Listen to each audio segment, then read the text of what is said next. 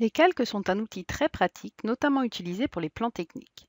Ils permettent de masquer des éléments de même nature, d'en figer certains très rapidement sans avoir à les travailler un par un. Pour comprendre les calques, il faut vous imaginer que chaque catégorie d'objets est dessinée sur une feuille de calque, une pour le mobilier, une pour les contraintes, une autre pour la déco, une pour l'électro et ainsi de suite. Pour obtenir votre scène finale, vous aurez superposé toutes les feuilles de calque les unes sur les autres.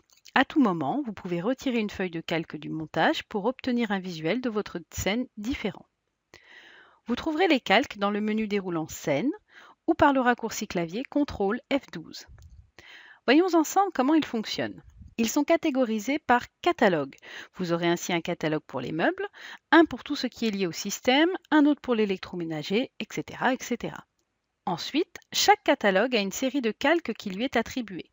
Dans le catalogue système, par exemple, vous trouverez un calque pour les murs, un pour les contraintes, un autre pour les cotations manuelles ou automatiques, un autre encore pour les textes, flèches et d'autres calques encore. Le fait de décocher un calque le fait disparaître de la vue dans laquelle vous vous trouvez. Les éléments reliés à ce calque ne sont plus sélectionnables, plus visibles, plus cotés, mais apparaissent toujours dans le chiffrage. Par exemple, pour une vue où ne sont visibles que les plans de travail, afin de pouvoir l'éditer et la transmettre au fabricant, désélectionnez tous les calques de tous les catalogues, sauf le calque des plans de travail.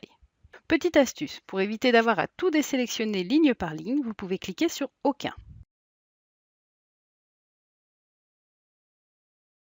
Désélectionnez Plan de travail et cliquez sur Inversement. Le calque Plan de travail se retrouve alors sélectionné et les autres calques désélectionnés. Validez ensuite avec OK. Nous n'avons désormais sur notre vue de dessus que les plans de travail. Si l'on change de vue, les éléments sont apparents, les calques ne fonctionnant que dans la vue dans laquelle vous les paramétrez. La colonne Cell signifie sélectionnable.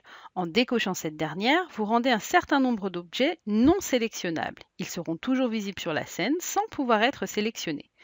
Prenons un exemple concret et fréquent. Le carrelage au sol qui, lorsque l'on déplace plusieurs meubles sélectionnés au lasso, se déplace également. Les calques peuvent par exemple vous permettre de figer le carrelage afin de le rendre visible, mais non sélectionnable. Le carrelage posé à l'aide des catalogues @carrelage non chiffrable ou chiffrable se retrouve dans le catalogue des calques sanitaires. Vous le retrouvez à la ligne céramique. En décochant la colonne Cell et en validant votre choix, vous observerez que le carrelage est toujours en place, mais n'est plus sélectionnable, ce qui vous évitera de le déplacer par erreur.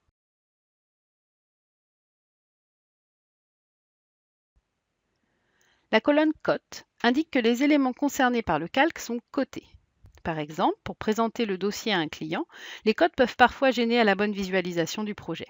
En désélectionnant les codes dans les calques, vous pourrez ainsi alléger la vue. La colonne Marque concerne le marquage des éléments. Si vous ne souhaitez pas faire apparaître le marquage de tel ou tel élément sur votre scène, vous pourrez passer par les calques et décocher Marquage.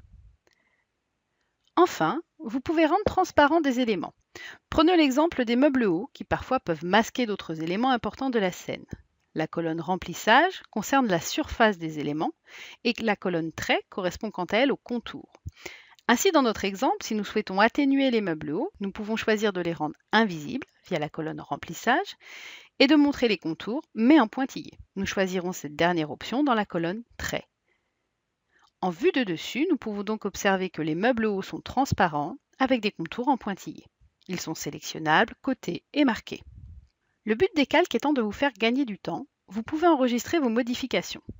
Prenons l'exemple des plans techniques. Vous ne souhaitez pas polluer la vue technique avec les objets décoratifs, par exemple.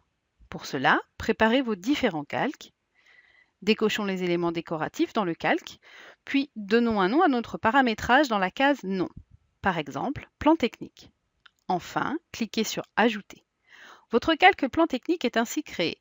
Vous pouvez le réutiliser dans n'importe quelle scène très facilement à partir de votre barre d'outils. Pour modifier ces derniers, il vous suffira de retourner dans le menu déroulant Scène puis Calque, de rechercher votre enregistrement, de le charger, d'effectuer vos modifications, puis de cliquer sur Modifier. Attention, comme indiqué précédemment, les calques ne fonctionnent que dans la vue dans laquelle ils ont été créés.